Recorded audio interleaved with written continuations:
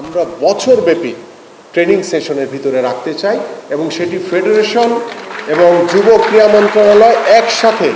যৌথভাবে সেই ক্রীড়াবিদদেরকে সেই ফেডারেশনগুলোকে সার্বিক সহযোগিতার মাধ্যমে আমরা সারা বছর তাদেরকে ট্রেনিংয়ে রেখে ওই ট্রেনিং অবস্থায় তারা জাতীয় পর্যায়ে খেলায় অংশগ্রহণ করবে, সেই ট্রেনিং অবস্থায় তারা আন্তর্জাতিক পর্যায়ে অংশগ্রহণ করবে এবং সেই ট্রেনিংয়ের জন্য আমাদের বিদেশি কোচ, আমাদের পুষ্টিবিদ, আমাদের মনোবিজ্ঞানী, আমাদের ফিজিও, আমাদের যত প্রকারের সুযোগ সুবিধা প্রয়োজন আছে সব কিছু দেওয়ার জন্য আমি আমার মন্ত্রণালয় প্রস্তুত থাকবে ইনশাআল্লাহ। এবং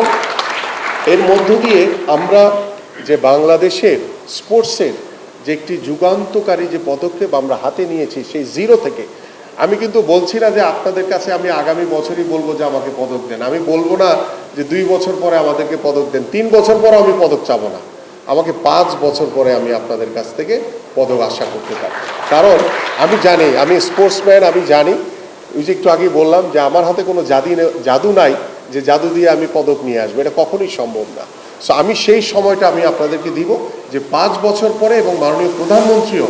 আপনাদেরকে সেই সময়টা দিবেন যে 5 বছর পরে আমরা যাতে অলিম্পিকের মতো সর্বোচ্চ আসরে, এশিয়ান গেমসের মতো সর্বোচ্চ আসরে আমরা যাতে মাথা উঁচু করে সম্মান নিয়ে যাতে আমরা পদকের জন্য যাতে লড়াই করতে পারি, লড়াই করতে চাই, এটাই হচ্ছে বড় বিষয়। পদক যখন আমরা লড়াই করতে পারবো সদিচ্ছা দিয়ে, সততার সহিত, ডেফিনেটলি আমি বিশ্বাস করি সেটার ফল অবশ্যই ভালো হবে ইনশাআল্লাহ। প্রিয় উপস্থিতি, এবং পাশাপাশি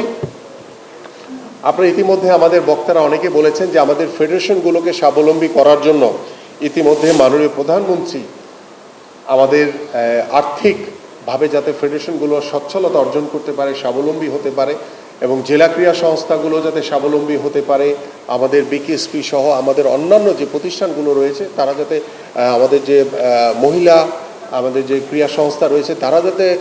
স্বাবলম্বী হতে পারে, সেই বিষয়গুলো নিয়ে আমরা কিন্তু ইতিমধ্যে একটি সিড মানির অনুমোদন মাননীয় প্রধানমন্ত্রী করে দিয়েছেন, সেটি অর্থ বিভাগে রয়েছে। ইনশাআল্লাহ খুব দ্রুতই আশা করছি সেটি অনুমোদন হয়ে আসলে ইনশাআল্লাহ আমরা যেই ক্রাইটেরিয়া আপনাদেরকে সেই তালিকা অনুযায়ী যেভাবে নির্ধারণ করে দেওয়া হয়েছে সেই নির্ধারণের সেই অংশটি আপনার বছরে একবারে আপনাদের কাছে পৌঁছে যাবে, এবং সেই পৌঁছানোর মাধ্যমে আশা করি ফেডারেশনগুলোর যে কিছুটা হলেও আমরা তাদেরকে স্বাবলম্বী করার চেষ্টা করতে পারবো, এবং স্বাবলম্বী হয়ে আশা করি যে আমাদের ফেডারেশন এবং ক্রীড়াবিদরা কিছুটা হলেও সচ্ছলতার সহিত তারা চলতে পারবে। পাশাপাশি আমি এখানে আমাদের অনেক কর্পোরেট হাউসের ব্যক্তিবর্গ রয়েছে এবং গতকালকেও ছিলেন, আমি তাদেরকেও বলছি যে আপনাদের অনেকেরই সিএসআর ফান্ড রয়েছে, এবং সেই ফান্ড থেকে যদি আপনারা এই স্পোর্টসকে যদি আপনারা পার্টিসিপেট করেন, আপনাদের হয়তোবা ট্যাক্সের কিছু বিষয় থাকে, এগুলো মাননীয় প্রধানমন্ত্রী ইতিমধ্যে বলেছেন, যারা স্পোর্টসে ফান্ডিং করবে, যারা স্পোর্টসকে পেট্রোনাইজ করার চেষ্টা করবে, তাদের বিষয় নিয়ে আমরা আয়কর বা তাদেরকে ওই যে ইনভেস্টমেন্ট সেটা যাতে শতভাগ আয়কর মুক্ত থাকে সেই বিষয়গুলো নিয়ে তিনি ইতিমধ্যে একটি নীতিগত সিদ্ধান্ত দিয়েছেন। ইনশাআল্লাহ আমরা আমাদের কর্পোরেট হাউসগুলোকে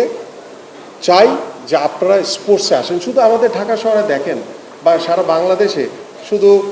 মোহামেডান, আবহানী বা ব্রাদার্স বা মুক্তিযোদ্ধা সংসদ বেশ কিছু নাম করা ক্লাব রয়েছে, আমরা এই ক্লাবগুলোর ভিতরে সীমাবদ্ধতা থাকতে চাই না। আমরা সেই স্বাধীনতার আজকে প্রায় 56 বছর পার হয়ে গেছে, আমরা চাই যে আপনাদের মতো কর্পোরেট হাউসগুলো রয়েছে, আমাদের এখানে যে বিভিন্ন বাহিনীর প্রধানগণ রয়েছেন, ইতিমধ্যে অনেকের সাথে আমার কথা হয়েছে, আমিও চাই যে আপনারাও ফুটবলে অংশগ্রহণ করেন, আপনারা ক্রিকেটে অংশগ্রহণ করেন, আপনারা সাঁতারের লিগ করেন, আপনারা ভলিবলের লিগ করেন, আপনারা কারাতে লিগ করেন। আমরা চাই যে খেলাধুলাকে শুধু একটি নির্দিষ্ট জায়গার ভিতরে না, আমরা বাংলাদেশে যেহেতু নতুন করে স্পোর্টসের মাধ্যমে একটি নতুন অধ্যায় শুরু করেছি, আমি আশা করি যে আপনাদের এই সকল আমাদের যে সরকারের যে সংস্থাগুলো রয়েছে, সর্বোচ্চ পর্যায়ের যে বাহিনীগুলো রয়েছে, আমাদের কর্পোরেট হাউসগুলো রয়েছে, আপনারা সকলেই খেলাধুলায় অংশগ্রহণ করে আমরা যদি খেলাধুলাকে যদি তৃণমূল পর্যায়ে ছড়িয়ে দিতে পারি, আমি শুধু এখান থেকে ক্রীড়াবিদ বের করে নিয়ে আসবো না, আমরা একটি সমাজ ব্যবস্থাপনায়, আমরা রাষ্ট্রীয় ব্যবস্থাপনায় কিন্তু একটি আমূল গুণগত পরিবর্তন আনতে পারবো।